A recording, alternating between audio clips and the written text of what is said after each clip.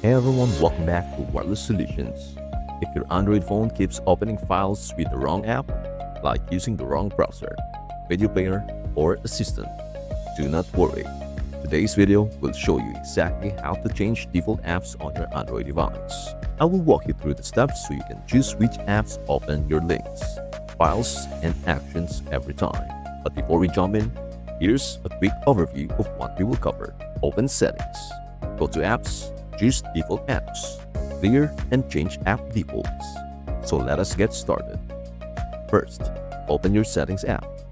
You can do this by swiping app on your home screen and tapping the Settings icon. Once you are inside Settings, scroll down and tap on Apps or Apps and Notifications, depending on your device. This section shows all the apps installed on your phone and the controls for managing them. Once you are in, scroll down and find Default Apps.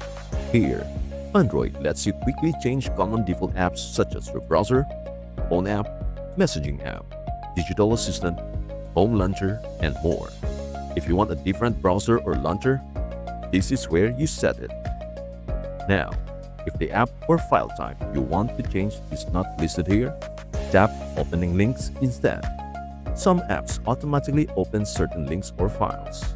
By selecting an app here, you can tap Open by default and then choose Clear Defaults.